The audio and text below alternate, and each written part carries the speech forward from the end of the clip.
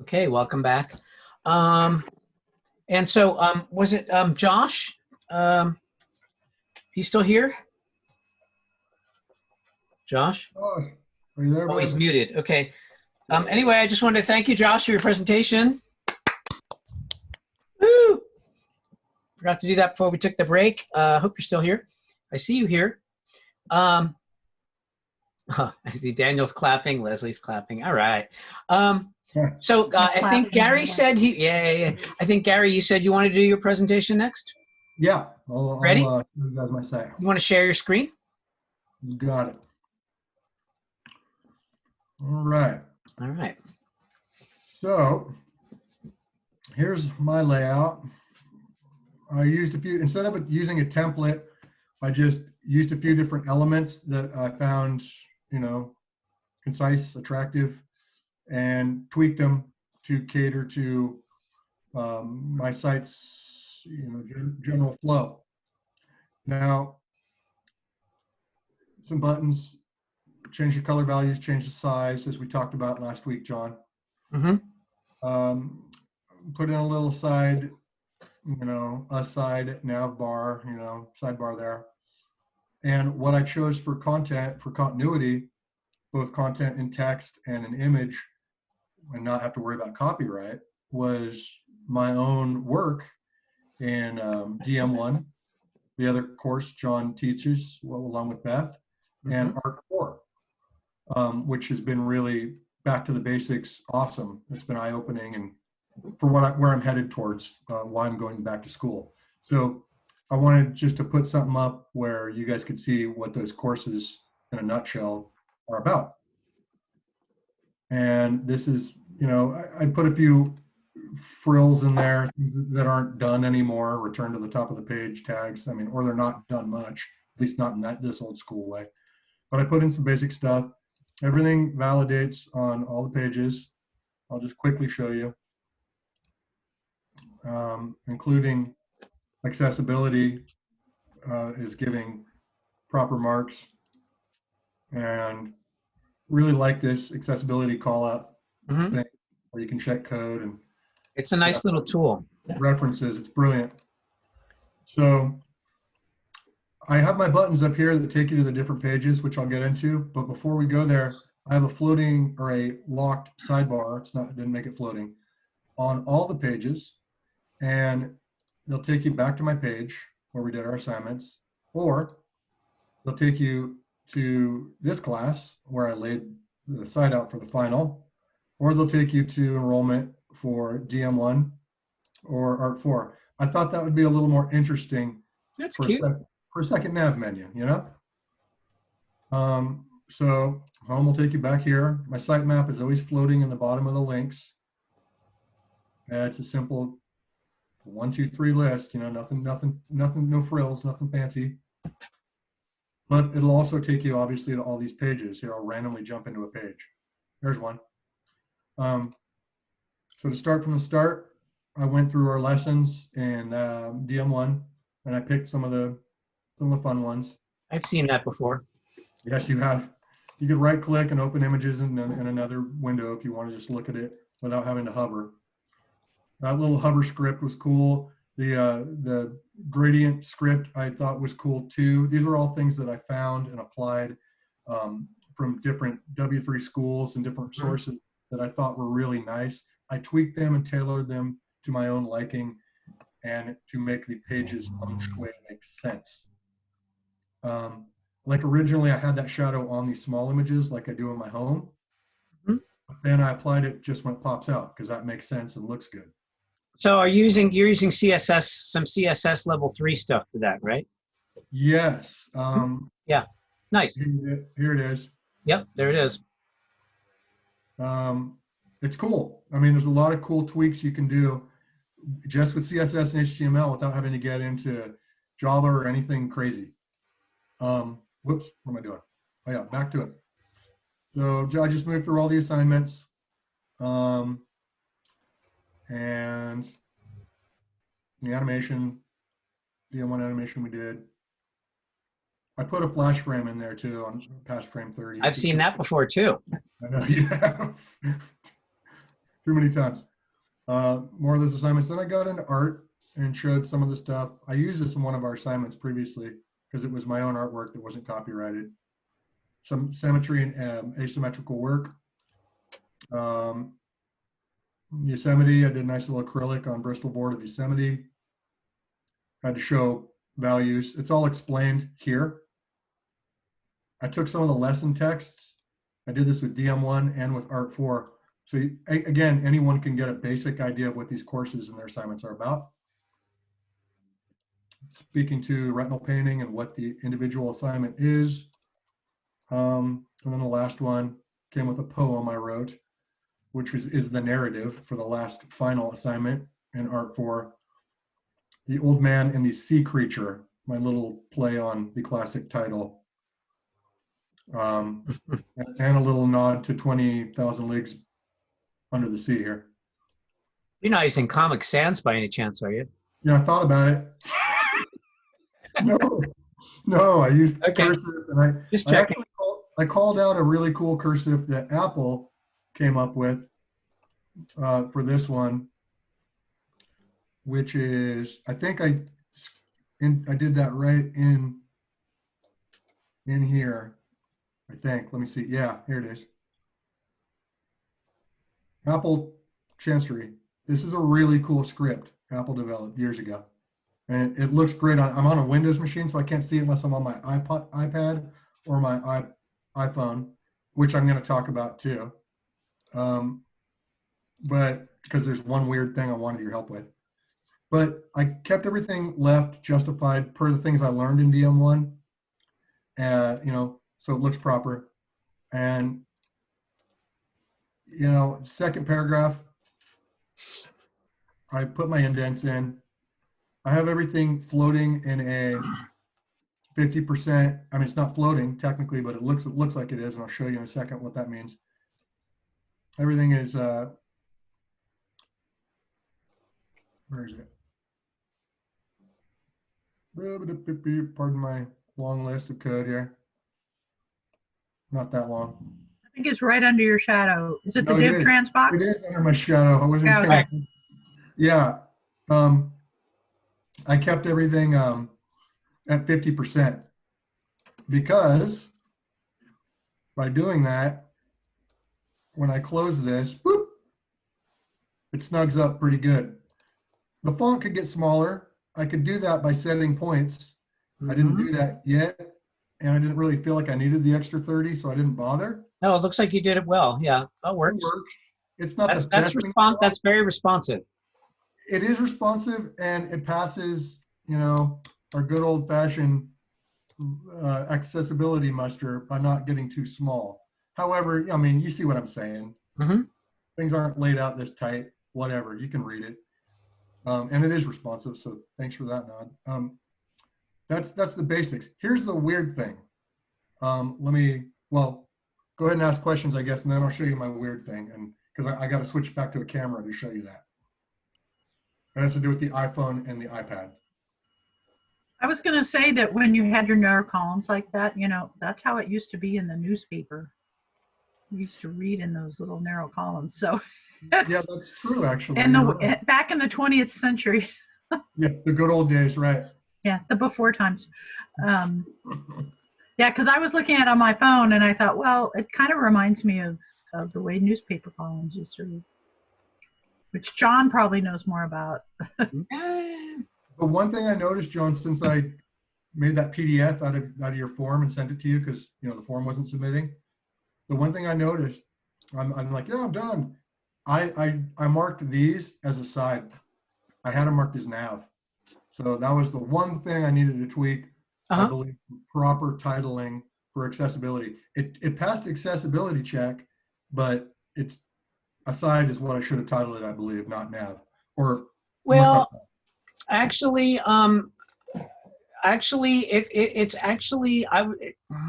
it's more correct to call it nav. Oh, it is. It is a nav. Yeah, that's what I was secondary. thinking. Okay, so your primary navigation is the horizontal bar, and that's secondary nav. And so you could call it an aside, but actually, I think it's actually more correct to call it nav. Ah, okay, I'll change it Semantically back. speaking, it's a navigation menu. It's a You're right. secondary navigation menu, but it's a navigation menu. A nav would be entirely proper. So Okay. technically, that's a nav. You don't have to make it an aside. Now, what you could do, it could be a nav inside of an aside. That makes sense. Ah, Yeah, there yeah, you because go. that's actually what it is too. I mean, there are different ways to define it, and they're both accurate. So, yeah. Now, when I read up on a side, this qualified as a side according to several places where I read documentation. Well, And that's why I yeah. Now titled it. we tend to think visually, right? So when we think of an aside, we think of something to the side of something, right? We think of a sidebar in print. You call something a sidebar. Right. So in HTML, an aside is merely that. It is information that is related to, but not the main content. So it's tangential to the main content. It's an aside. It's a comment that's an aside to the main comment, to the main narrative, to the main content. Got it. So forgetting about looks and placement, if that text is in fact essentially an aside to the main content, then it is an aside and you can put it in an aside. And an aside can be displaying underneath or to the side or anywhere else. It's not about where it shows up, it's what kind of information it is. Yep. So if you think that that's an aside because it's essentially a comment on the main content, then you can call it an aside. Yeah, it's secondary info. Yeah. Yeah. Cool. Now, I do want to say, though, getting back to your DM1, if you scroll back just down a little, on that, you have an indent on that second paragraph, but you also have secondary leading. You also have vertical space between the paragraphs. You don't need to do both. Oh. So generally speaking, if you're going to indent your paragraphs, you don't put space between them. Or if you put space between them, you don't indent them. Got So and of course the first paragraph is generally not indented, but that's special. So I would probably either keep the space between them and get rid of the indent, or keep the indent and bring up the text. But I wouldn't do both. You wouldn't do both. Minor point, but that's something that you'd probably want to pay some attention to. Of course. Somebody has a hand up. Leslie in the dark. I can barely see you. There you are. Leslie. Hi, Gary. I think your indent is a little small. Mm-hmm. Yeah. If you go with the indent version, it seems easy to miss. It I might went. stand out more if you take away the extra space, though. It may be. Oh, I see what you're saying. Yeah, I see what you're It saying. might look okay, but it's on the small side of okay. I got you. Okay. Thank you for the heads up. I could put an extra in. Oh, and Yeah. one other, did I miss a joke with the Apple Chancery and Comic Sans there? Kind of, not really. That was not Apple Chancery. No, it wasn't. And I guess it wasn't Comic Sans either, but it looked like Comic Sans when I first looked at it. The Apple Chancery looks like calligraphy. Yeah, Apple Chancery is more like Old English. On my phone and my iPad, it is actually Apple Chancery. It is what? Apple Chancery, which you saw me call out my code. Well, Apple Chancery, it looks like an Old English font. Well, it Right. looks like calligraphy. Yeah, like handwritten. That's the way it looks on my phone. Okay. And my It looks iPad and my iPhone, it looks that way. And that is the font I called out. Now, is Right. this just a standard font family designation, or are you using @font face and installing a custom font? For each paragraph, I'm just using. I didn't install custom font. I just called them out. Oh, okay. Well, there you go. Well, that explains it. You see, okay. So wait. Whoa. Okay, the couple things. Now I see the real problem. When you have a font name that has a space in it, you need to quote it. Ah. So otherwise, the browser looks for a font called Apple and it looks for a font called Chancery because it doesn't know it's one font name because you didn't pull together with quotation marks. So you would put In every instance where you see Apple Chancery, you would have to put quotes around it. And remember, not curly quotes, but straight up and down primes, because you were talking about code here, right? So I'm using quotes in quotes. Now, in other words, primes. Straight up and down, double or single, either would work as long as they're matched pairs. And not including the comma. So the comma would be outside the primes. Got it. Okay. Got it. Yeah, it's funny because it works fine on my iPad or my iPhone. It works on my computer too. Oh, it works on your computer. Okay. Yeah, I have an But it's not going to work on everything. No. Now, Yeah, the other thing is, just because you do that doesn't mean that the user's computer has Apple Chancery installed. That's why I did cursive as my secondary. So Yeah, and of course, since it's Apple Chancery, there's a pretty good, I don't do Windows, but my guess is that Microsoft doesn't give you Apple Chancery. no. But I don't know. Maybe they do. I don't know. I wish they would.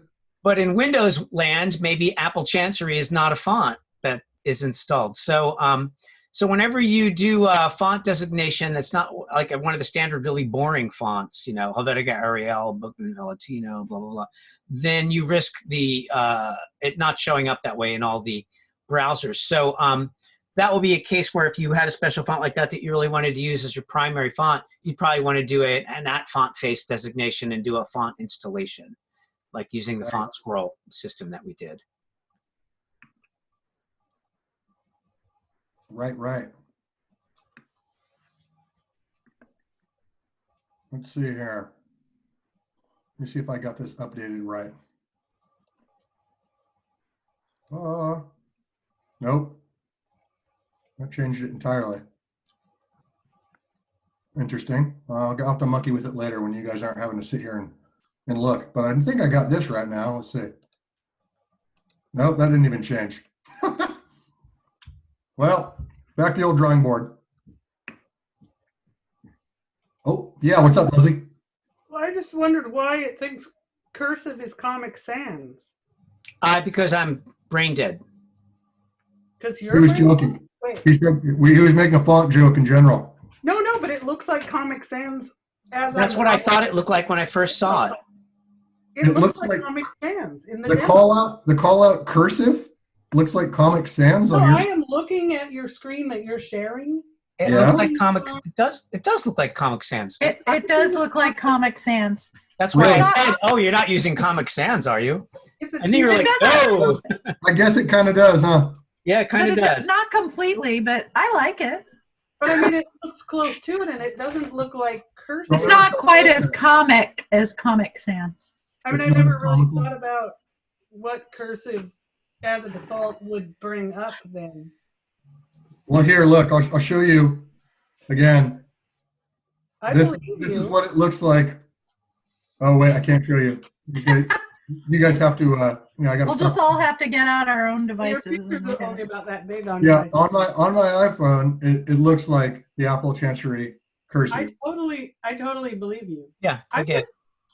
I'm curious about what is it called when it degrades from the specific font to cursive to whatever was after that. It's a font cascade.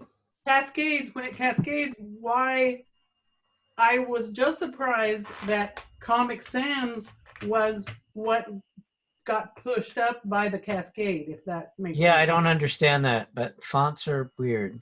Fonts can be very tricky. What was Yes. It's very cursive on my iPhone, that's for sure. It's very soupy. So I see you've done the quick and dirty lazy technique of using consecutive break tags to create vertical space. You know, of course, that that's frowned upon by coders and that you should really be using margins in your CSS rather than break tags to create the space. Yes. Not that it's not done, and it will validate, but it's not best practice. Yeah, these are pretty. It's a quick and dirty. We've all done that. I've done that. It's a quick and dirty way to make space between things. But if you have the time, it's better to use margin settings and get your pixel perfect control that way. Totally. Because with breaks, you just have the gross line by line spacing between the, it's not a fine control that you get with CSS. It's not pretty. So, but it is what I call a quick and dirty. So Gary, if you can go back to your site with Yes. the, okay, with the menu, I want to illustrate a few things that we talked about in the other projects because they apply as well. Okay. And so, okay, stop right there on that page. No, stop there. Now, couple of things. Number one, starting at the top, you see the horizontal menu across the top. Is it exactly centered? Not according Or to. is it just a little pushed over to the left? Again, because the menu is built as a UL, which it should be, Yeah. and because by default ULs have a very slight left indent, it's not completely centered. And the way to fix it is with a margin 0, no, in other words, you remove the margin on the left of a UL for that UL, and then it will center. And I will show you some code for that in a second. But I wanted to also look at the centering aspect of the vertical, here's an example. Now, if you scroll a little, I want to see the two, stop there. Here's the two examples side by side. The top text, every line is centered. That looks like Comic Sans. Okay, the top line, every line is centered. And the bottom block, the block is centered, but it's flush, but the block is centered, but the type is flush left. That's exactly what I was talking about on the previous two projects. When you're centering, you don't need to center every line of text as you have in the top half, which you're doing because that's a poem. The bottom half, you can have the block of text centered in the page, but still have it flush left or justified. You see what I'm saying? Yeah. That's a visual difference between the two models right there. And what I was suggesting on the other projects is that they look at Josh and Adam. I guess Adam's gone. Josh is still here. That you maybe flush left it or justify the block, but keep the block the text, but keep the block centered as you have done. So that's what I was talking about before.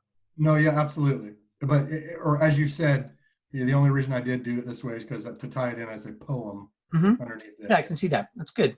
Yeah. Let's see. Are there any comments or questions for Gary? I think I was really, really impressed with, looks like you put a lot of work into this. I actually wanted to ask you, John, where were you talking about the line breaks or where's the example of that? 'Cause I didn't. Oh, you mean of the menu not being centered? I'll show you that when Gary's done. I'll show you that right after the presentation. He's talking about these breaks, I think. Oh, those. Oh, I'm sorry. Yeah. Well, basically what Gary's done, he's done a consecutive line breaks. Now, you may know that if you use one line break, which is its intended use, if you use one line break, it breaks the line. That's all it does, right? It doesn't create extra space between the lines as paragraphs would have space between them. It simply is a line break. And that's its intended use, is to break a line. And typically you would use it in things like poetry or musical lyrics or something, where you do want to break lines in certain places, but you don't necessarily want to call each thing a paragraph to make the line break. But when you use multiple consecutive break tags, BR tags, it will create vertical space between the items. So one line break will just break a line. Two line breaks in consecutive order, contiguous line breaks, will make a line of vertical space between two lines of type. Three line breaks will then make two lines of vertical space between lines, and so on. And of course, you figured out, hey, this is an easy way to make some space. Bingo, I'm done. Which you're right, it's what I call the quick and dirty. But if you style it properly with the style sheet, and you say, oh, I want a little space between my paragraphs, or I want space above this thing or space below that thing, and you put the margins on them, then you have pixel perfect control as opposed to the gross one space at a time, one line space, one line height space at a time, right? Anyway. And the reason, on that note, you're totally right. Yeah, that was just me being lazy. Yeah, or whatever. quick and dirty. I know. We all do it. I've done it many, many, many times. Oh, but yeah. To speak about these all changed in proportion. Nice. Since they did from horizontal to vertical, portrait to landscape. That's the reason I did my code right up in here on these. Totally different, but same kind of concept. Okay, so you have an internal style sheet for those. Yeah. Yeah, I had to because this was changing so constantly. Nice. Oh, that's Yeah. right. It just made way more sense than doing that on its And it works. and calling out all these different IDs, you know. Very nice. Yeah, it worked out all right. Cool. So now, let me, so thank you, Gary. Excellent. Yay, clap, clap, clap. Okay, so since this has come up 3 times now in 3 presentations, let me show you something. This is a really good website. It's maxdesign.com. Can you see my screen? Yes. Yeah. Okay. This is a site. It's maxdesign.com. Oh, I guess it's .au. I guess it's in Australia. But if you search on Max Design or List Tutorial, you should find it. It's really a great site to learn some basic but important techniques in creating menus out of lists, right? So do you see this horizontal lists tutorial number 4 right here? I'm gonna take a quick jaunt through this. So Gary, the menu that you just showed with the horizontal list and the blocks, in the boxes, and it was the same kind of menu that we saw in the previous projects too. Yep. This tutorial goes over how to make those and how to make sure it's centered. So we're going to go, and the nice thing about the way this site works is it's very nice step-by-step tutorials. So can you read that well? Yeah. Okay. So we start with a basic list, right? Literally a list. And you see that milk, eggs, cheese, right? And it's just your basic list here. So correct, see that? Yep. Just a bunch of LIs. And because they just put a character there instead of the full URL for the hrefs, just for demo purposes. But it's just a basic list. Now, what do you notice right off the bat? Well, there's bullets in front of each list item, and it's indented, isn't it? The whole list is indented. And by default, that's what browsers do. And you know what they're actually doing that you're not seeing is there's a margin left on the UL. Okay, that's where that comes from. But as we go through the tutorial, you'll see how this simple list will turn into a menu just like you had, Gary. So the first thing is, and this is a basic how to build a menu the right way. In other words, a menu in HTML is coded as a list of links, literally a UL of LIs, LIs, list items. Each list item is a link, right? So it's a list of links. That's literally what a menu means. That's what it is and how that's how it's coded in HTML. So we start with a basic list. Step 2. What did we do? We removed the bullets, right? See the bullets here? Step 2, remove the bullets. How do you do that? There it is. List style type none.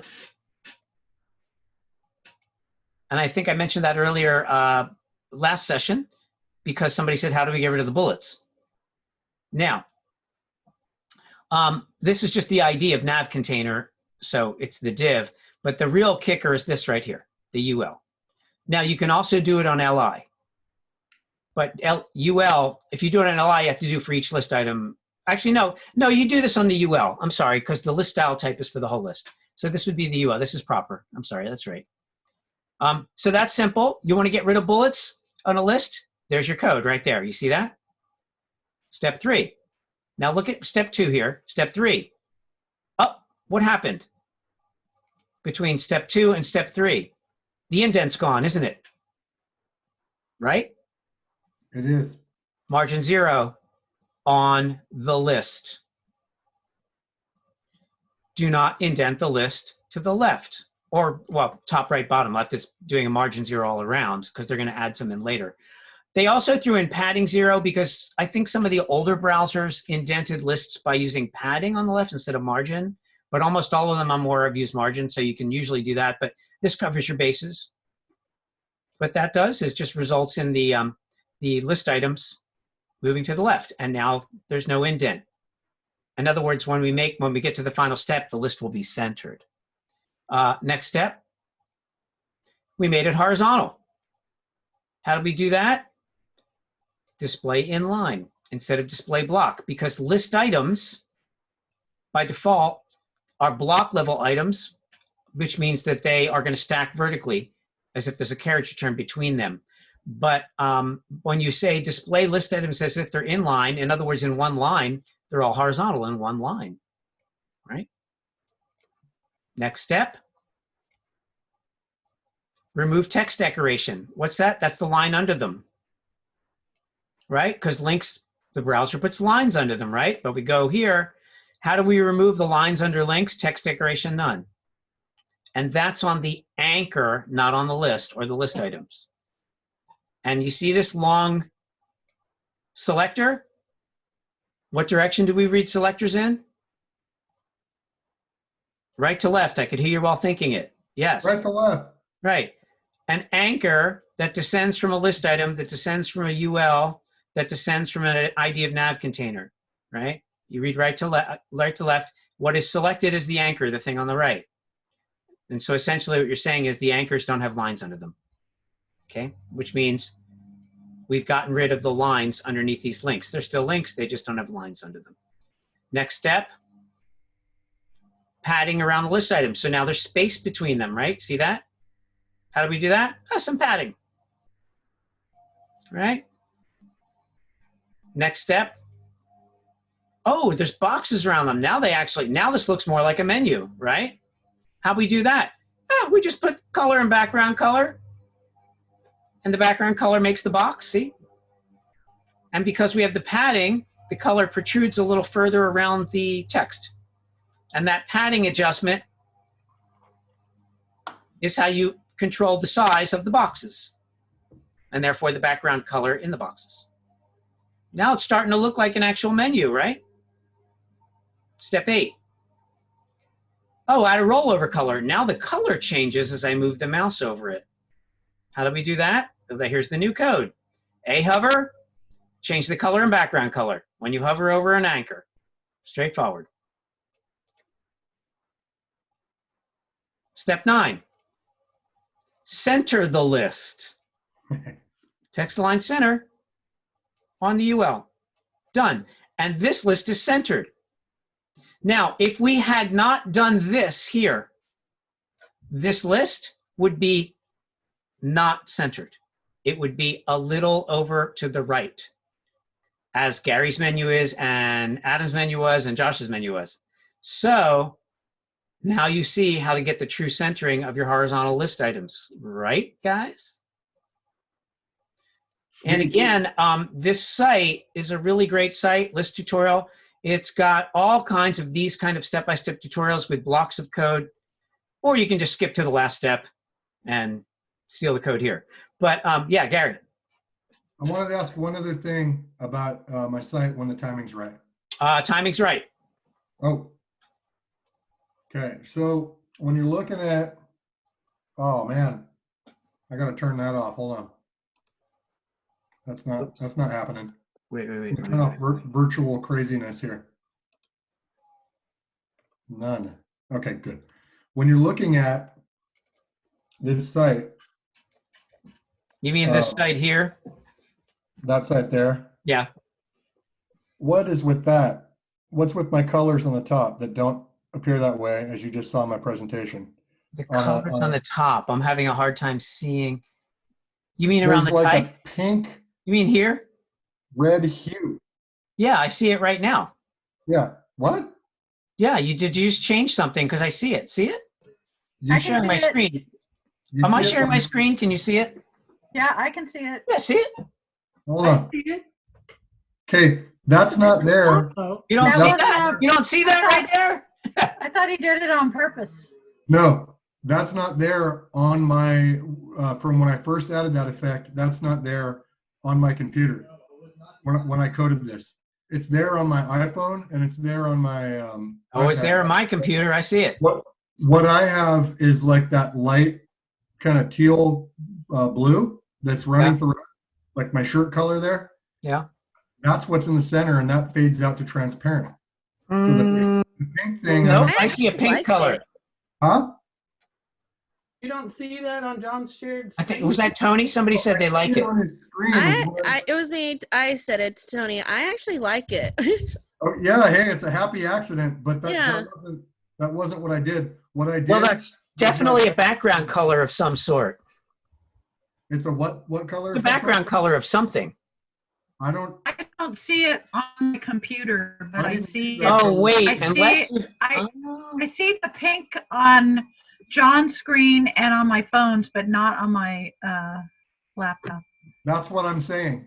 That's what I'm saying. On my laptop, it looks like it's the right color, kind of that teal blue. That Right. light Yeah, blue. that's what I have too.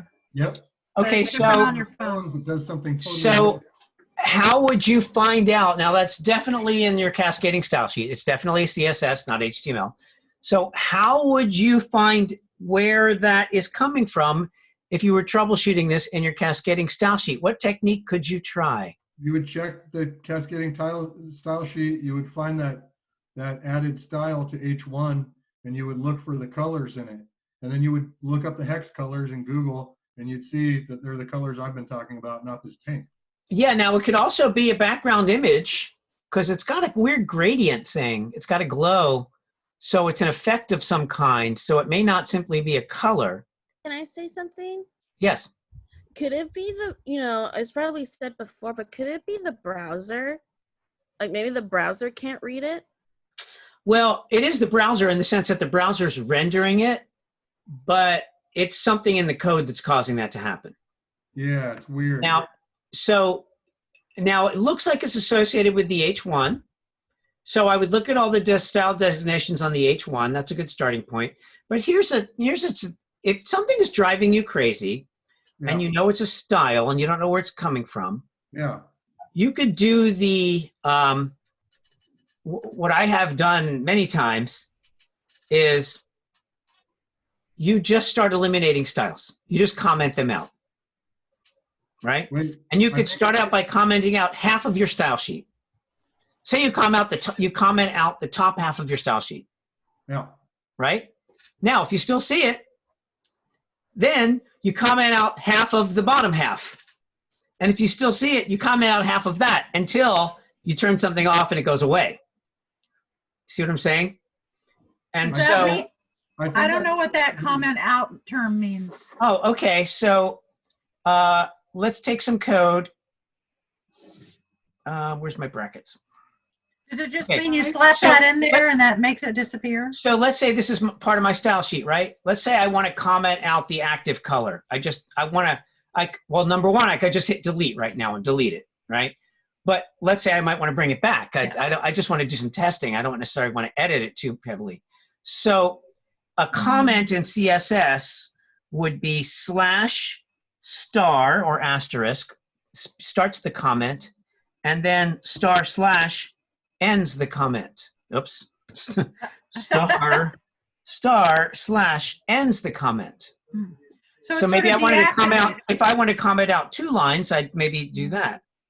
So it's And sort you of see how it grays deactivates. that out? So Yeah. it's as if that doesn't exist. The browser now doesn't see it. And so by Yeah. commenting it out, you can just, start moving this around. Yeah. I'll cut that, I'll put that there. Now I've commented out all 4 lines, And so you can just keep doing that until you notice that the style changed and you're like, it's that last thing I commented out. Does that help? Yeah, it's helpful for as you're building, seeing things evolve and change. So yeah, just a second, Lizzie. So to comment CSS, the /* and the */, right? That brackets out the whole comment. That's a CSS comment that works in style sheets. Right. To comment only one line, that's a multi-line comment. To comment only one line, you can do 2 slashes. That should be at the beginning of the line. And it doesn't seem to be, oops, sorry. That should comment it out. I'm not sure why I'm not seeing it gray out. I'm not sure what this editor is doing. But that would also generally just comment out 1 line. Now in HTML, a comment is different. A comment looks like this. I'm sorry. Dyslexia approaches. that's the beginning of the comment. And that's the end of the comment, right? So here, let me pull that out. So angle bracket, exclamation point, hyphen, hyphen, starts an HTML multi-line comment. It ends with hyphen, hyphen, end angle bracket. So you can comment out HTML that way. You comment out CSS with the /* and the */. And commenting out things is good for testing as well as just writing an actual comment that in your code. Like, Right. hey, this is a menu I stole from blah, blah, or whatever, you know. And so that when you go back to your code, you can read the comments. It helps you with the understanding what you did like a year ago when you forgot what you did a year ago. Anyway, Leslie, you had your hand up. I'm sorry. Oh, weird. I just opened it in Firefox, Gary's page from the student sites link in Firefox on my Mac, and the thing goes from white to transparent, or whitish blue to transparent. And then Yep. I just opened it in Safari, and it has no gradient at all. So I'm Yeah, not so mixing it in different sites because. So my guess is that it's a CSS level 3 property of some kind. It's a CSS3 some kind of effect. And you can do all kinds of things in CSS3 from gradients to transparency changes. And, you know, so Yeah, it looks like there's an opacity thing going on there. I did a RGBA Mhm. on either side of a light blue. Right, and the A stands for alpha channel.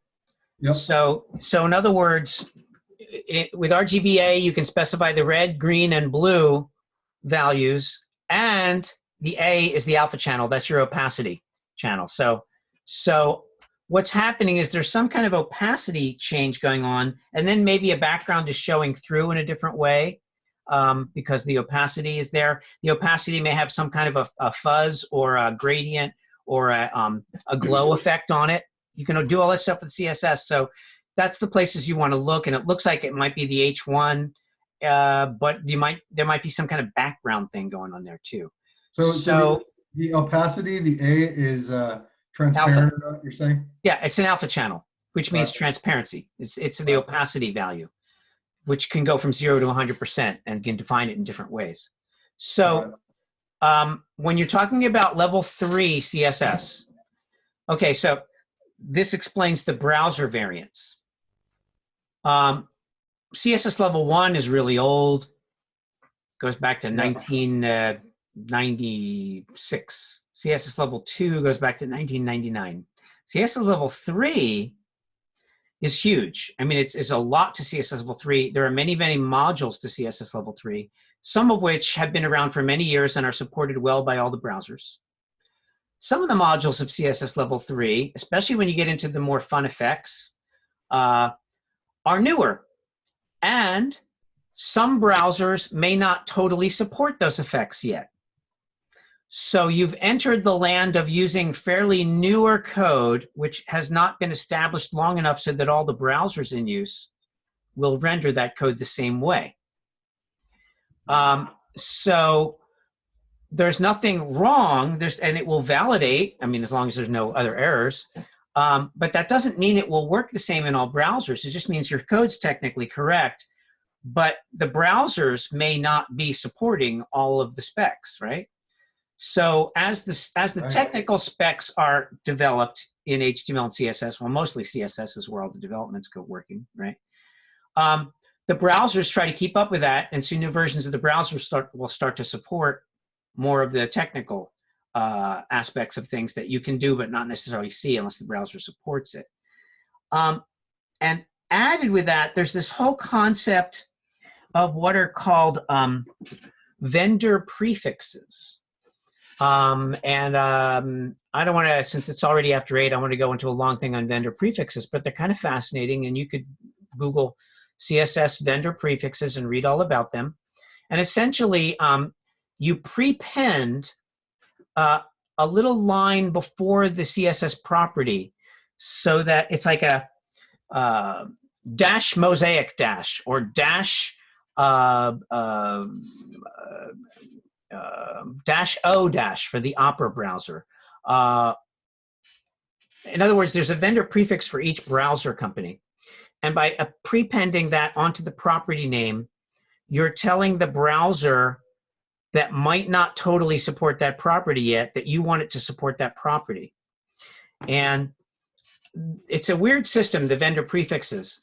So let me see if I can explain this quickly. Let's say there's a new CSS property that's border radius, right? The border radius property, which allows you to have rounded corners on boxes that would normally be boxes, right? And so the border radius property is fairly well supported now, but some years ago it wasn't because it was newer. And so you had to tell the browsers to use the property by using the vendor prefix before the border radius property. And you would have to do that for each browser. And the reason being that there's a stage at which the browser doesn't support a new property, and then the browser completely supports the new property. But in between, there's a transitionary stage. Transition stage. Before it's totally supported by the browser. The browser company is working on its browser. And so let's say that they're adding code to the browser to support this new CSS3 property called border radius or whatever. Now, in between not supporting it and fully supporting it, there's a middle ground where they are acknowledging to you as a web developer that, my support of this, my being Apple or Safari, my support of this property is not complete yet. And it may be a little buggy and it may be a little inconsistent. So I'm not going to support it at all unless you, the developer, add this little vendor prefix to the CSS property, which tells the browser, okay, I know you're in experimental stage with this, but try to support it anyway. And so vendor prefixes are really weird, and you'll see them in a lot of code. And if you don't understand what they are, just Google vendor prefix, you'll see a list of them. And that's the principle behind it. Now, I'm not saying that there's vendor prefixing going on here, but that's part of this whole scheme of what happens when browsers don't fully support something. And over time, the vendor prefixes don't need to be used because like 10 years ago, maybe even 5 years ago, 7 or 8 years ago, I can't remember when, but at some point, the browsers in the mainstream browsers didn't need the vendor prefix anymore to support the border radius property. But before that happened, you had to write a line of code for the border radius property for each browser with a different prefix to cover all different browsers.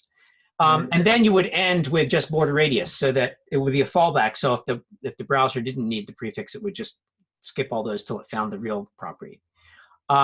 And over time, you could start eliminating the vendor prefix lines because the browsers would be fully supportive of the property.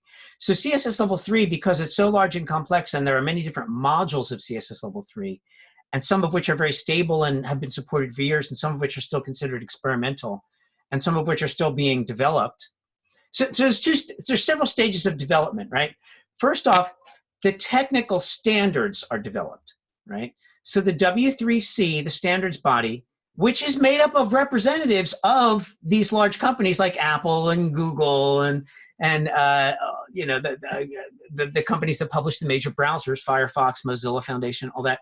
They all have seats on these boards, and they pay thousands of dollars to have seats on these boards, and that's where some of the funding comes from for the whole system. And so the technical specs don't come out of nowhere. They're actually put together by geeks and geeks who are supported by the companies themselves. So these technical standards bodies exist, again, populated by a lot of representatives from the tech companies. They say, we're going to create this new CSS property called border radius, and then they write the specifications, which are published by the WC3. Then the browser companies, the individual companies, do what they can to start to support the browser to be able to render that property visually, to be able for the CSS to work. So while that's happening, the technical specs may also be evolving because technical specs are written always in draft form. even if they're many, many years old, they're still draft number or whatever, and because they're constantly being honed. And so the technical specs may be in flux, and the browser support may be in flux. And so before the support is standardized, they want to make sure the technical specs are standardized. So there's this in-between stage where you need to use the vendor prefixes, which is an acknowledgement that, yeah, we know it's in flux. I want Safari to try to do this anyway, or I want Edge to try to do this anyway, or whatever. So when you see a variation in browser, that was a long story to come to this point. When you see a variation in support, like Leslie said, well, I looked at this one way, and Rebecca said, I looked this other way, and I'm looking at it, and I see this pink, and that I don't see it on this browser. I see it on the phone like this. What that tells you, if the code is valid, number one. I mean, another thing that would account for those differences is you simply have an error in your code, and the validator would flag it, and some browsers would accommodate for the error and some wouldn't. But if the code is correct and validates, then it's a question more like, oh, does this version of this browser support this new property yet? And that's where you start to see the variation in browser support that we are seeing right now. So you have to make a decision as a designer. Is this a mission critical effect that would kill my site if it didn't happen? Like maybe my site couldn't be navigated or somebody couldn't read the text or whatever. Or is it just a cute visual effect, a glow, a drop shadow, whatever, that, okay, it's not mission critical. And so if it doesn't show up in the older browsers, no harm lost. If it looks cool in newer browsers, cool. And so you make the decision, is that something I'm going to do or not, right? So, which is essentially comes down to, is it mission critical or not? Will it break, or is it just an enhancement? You know what I'm saying? So you've hit one of these effects, Gary. That's not completely. I fixed it. Oh, well, I'm giving you my theory. I didn't look at the code yet. Okay, now you can blow me out of the water and say it was just an error. No, mine's way dumber than everything you just explained is awesome. Like the rollout process of all these features and how they eke along. It's great to know all this. I had no idea. But all it was the W3C school I was getting the example from, the RGBA example. It was based around a red color scheme. So when I was fat fingering my code at 2:30 a.m., I just left R jacked up to 255 at max value. I thought they were all zeroed out. They weren't. So my transparency had a red hint. Thank you for figuring it out. Okay, beat us to it. Good job. Good job. Good job. Thank you. Most of this business is troubleshooting in one way or another. So let me share my screen one more time to show you another website. I don't know if we've looked at this site in this class. Did we look at Can I Use? No. Oh, okay. Well, there's this great website called Can I Use? Can I Use? And it will tell you what the level of browser support is for different properties. It's a very great site. And so if you're ever unsure, if you're using some cutting edge new CSS3 property that got some cool visual effect or anything actually, you can look up the browser support, okay?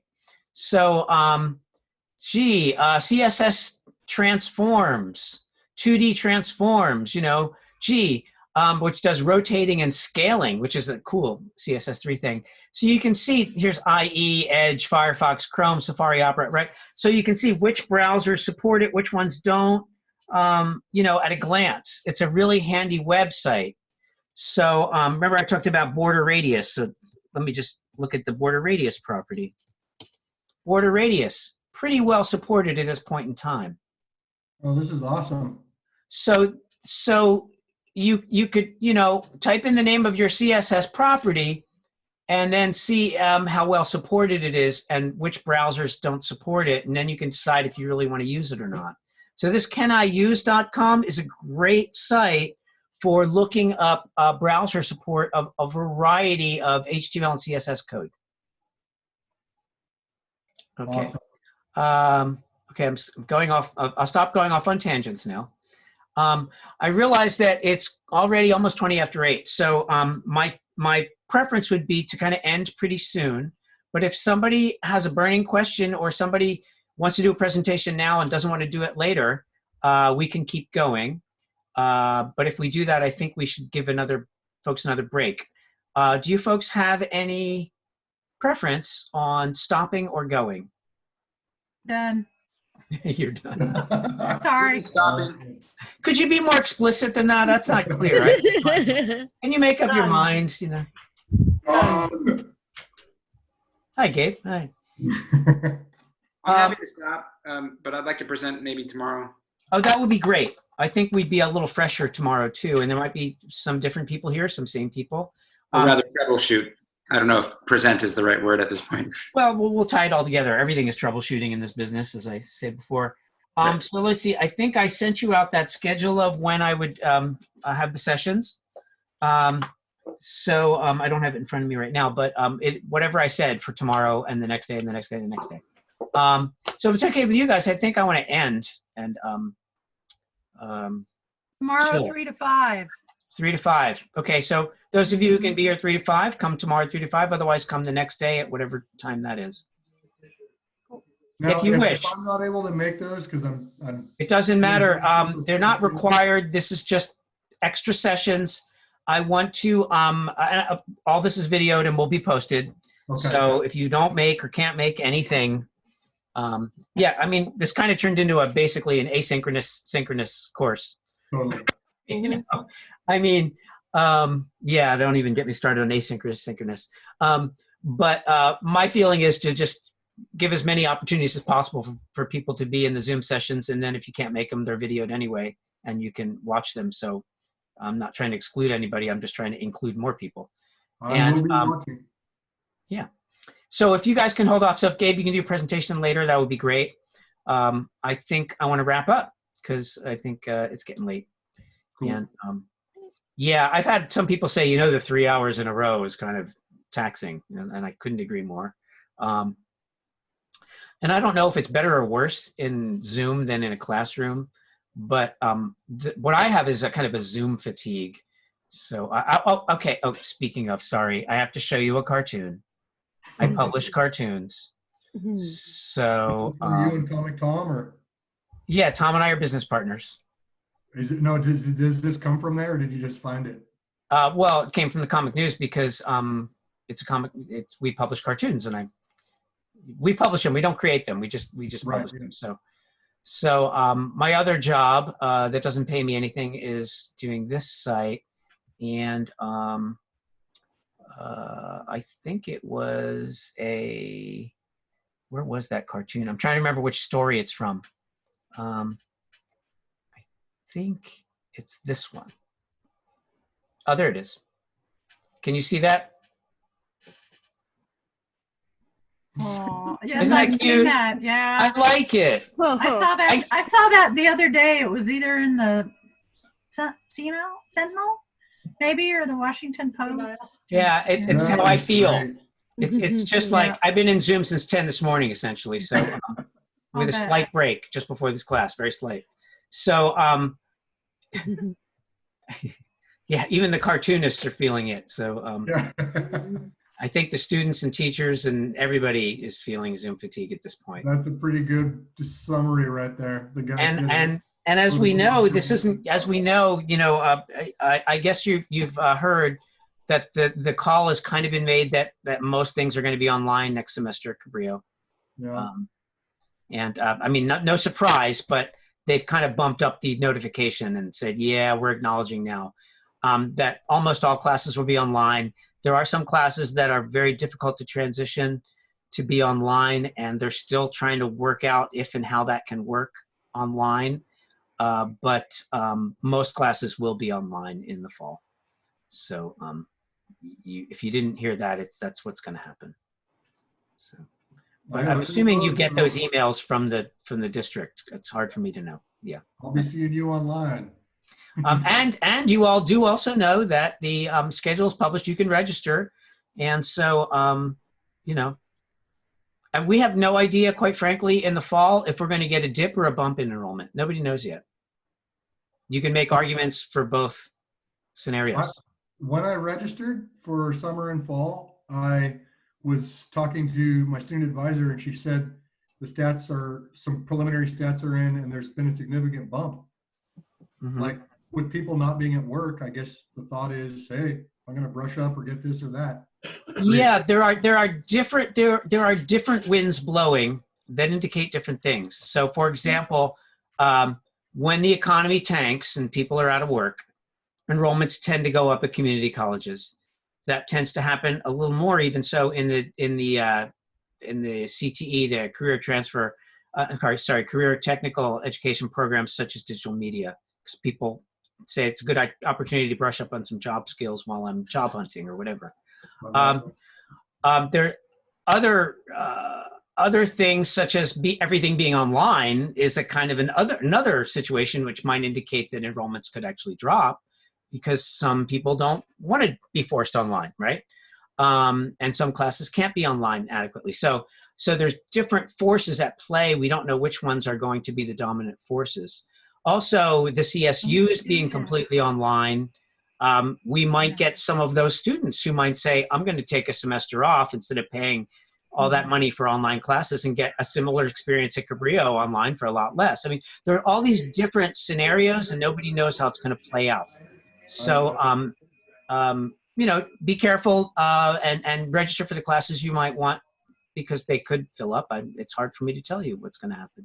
You know, John, I'm registered for DM2, and I didn't see you on there with Beth. I'm not doing DM2 in the fall. This L. Murray person, who's that? I don't know. Who was that? Some person who lives in the dark. I can't even see her. But, yeah, and she is amazing, by the way. So. Looking forward to it. It makes me very nerve-wracking to have her in my class because this is probably one of my worst teaching experiences. And here she is observing me essentially as a student, and it's like terrible. So I feel really bad. But, you know, I do what I can. Yeah, Leslie, you have your hand up. Well, I was just gonna. I'm thinking it was good timing for the shameless plug for DM12. Yeah. And if anybody.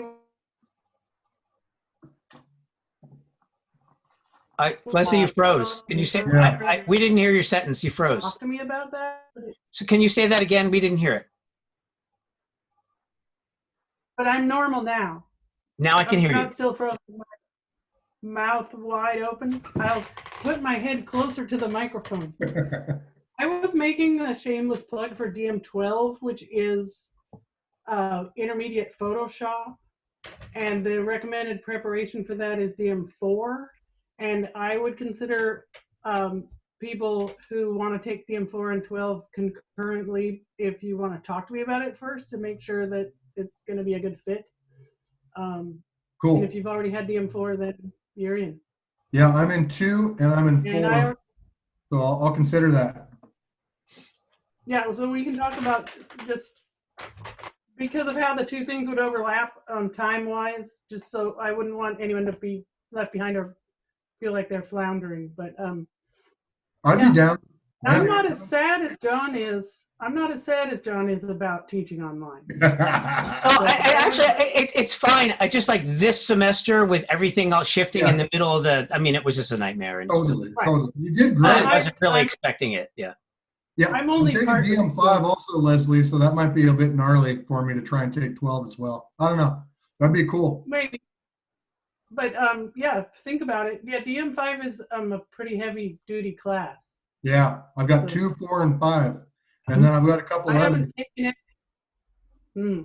I know. I haven't taken one of them. I haven't taken 5, but people tell me it's a lot of work. It's like lots of heavy, just working. So that's what I'm here for. All right, folks. I'm going to wrap up. So thank you all. Great projects, you guys. And remember, you've got you can keep polishing up your projects. So if you want help polishing up your project, fixing things, then come to our sessions this week. And we'll see you maybe tomorrow. Stay safe, stay healthy, stay sane. Get some sleep. Well, if I don't get a chance to see you anytime this week, John, thank you for the amazing semester in learning HTML. Oh, you're so kind. Is that Josh? Yes. Yeah. Thank you, Josh. I'm also saying that because this is This is my last semester at Cabrillo because I'm transferring over to CSUMB. Congratulations. So what an amazing way to end it. Yeah, boy. Welcome Are to you the transferring next Potter family. semester? Yes, Are you you starting Yeah. in the fall? Yeah, I'm starting in the fall. The stressful part is getting everything from Cabrillo and moving it over, especially with the whole not being able to be there in person thing. But so far, it's been somewhat smooth. I just need to deal with the orientation stuff, and that's about it. Cool. Well, Well, it's cool. welcome, Well- because I'm a CSUMB alumni, so welcome to the. Congratulations. Well, since now that you got your Zoom skills, I'm sure you'll do fine in the fall at CS. Yeah. UMB. Hey, well, Yeah. I mean, I'm kind of sad that I'm not going to be able to go to there for my first semester, but at the same time, I'm happy because number one, I heard the parking permit is pretty pricey. That's number one. It is. It is. I mean, I was just thinking originally just parking somewhere and just walking to school. If you have questions, I'm the perfect person because I used to go. Oh, there you go. All right. You that guys works. should, yes, Josh, you should talk to Tony and see Yeah, what he's. a really close friend of mine named Antonio. He's studying film at CSUMB. Oh, I'm a He's film a- major too. Oh, wow. I was a film major. Should I say? I had my Yeah, degree he's- in film in '82. The funny part is he's actually the one who I'm doing the YouTube channel with. We're using half and half of our skills to make the whole thing happen. Yeah. So he teaches me a lot more about the editing. I get more practice on editing, and then I teach him some stuff here and there about photos and whatnot. And I've been asking things about CSUMB here and there. Yeah. Well, yes, parking is a bit rough, so you're going to have to pay a lot. Are you leaving? I have to go too. Okay, we're going to Bye, end this. everybody.